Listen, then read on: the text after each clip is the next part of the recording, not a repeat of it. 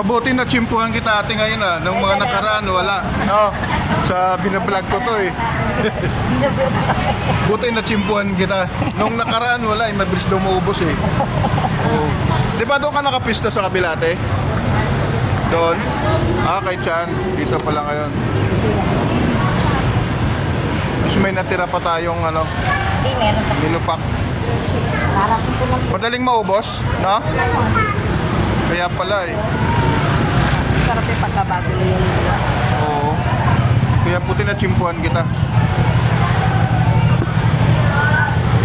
na gumagawa ngayon ng ganito. Opo, oo. Siya lang, si ate lang, bira na lang gumagawa ng ganyan. So okay ka rin ate? Nahanap ko lagi. Hinahanap mo palagi, no? Sabi siya nakapwesto. Ano oras ka andito na ate? Kanina? 8:30 ko ako. 8:30. Matatapos yan. Ang alas. Kaya lang, gusto yun. Mamaya yan, ubos na. Ako din ate, 20. Lang yan. Pak gano'n eh. Oo. Pak. Matagal gawin pero...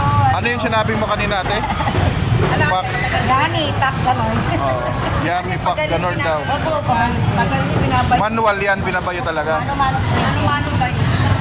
Mano-mano talaga yan. Yun na ano. Mano-mano. Hindi, pawis na pawis yan. Exercise din. Anak mo yung nagbabayo, no? Opo, binata ko po. Oo. Anak yung binata. Hindi ako gumagawa. Wala maubos. 20 ate. Wait lang po. Sige, dyan lang muna ate ha. Kuha lang muna ang papaya. Dyan lang muna ate. Tapusin ko lang yung video ko.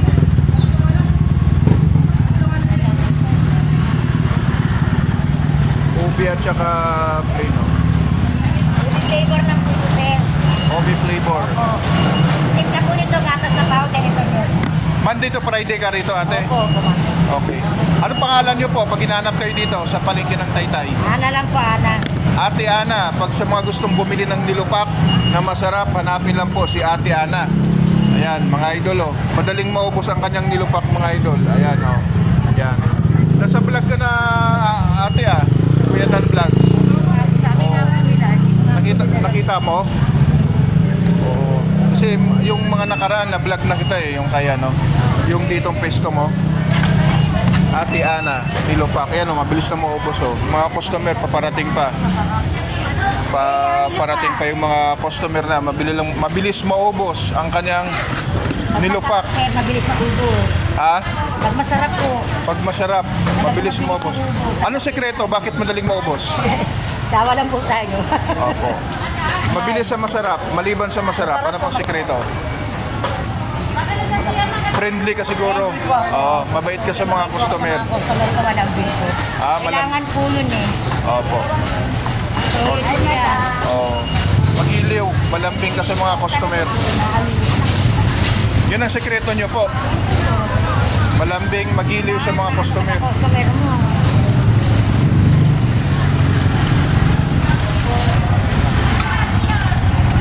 Anong masasabi nyo ate sa mga nagtitinda?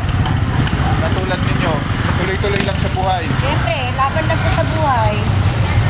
Lalo sa panahon ngayon. Laban lang, think positive lang tayo. So yun nga, sabi ni Ate Ana, laban lang sa buhay. Mabuhay ka. Yeah. Mabuhay ka Ate Ana.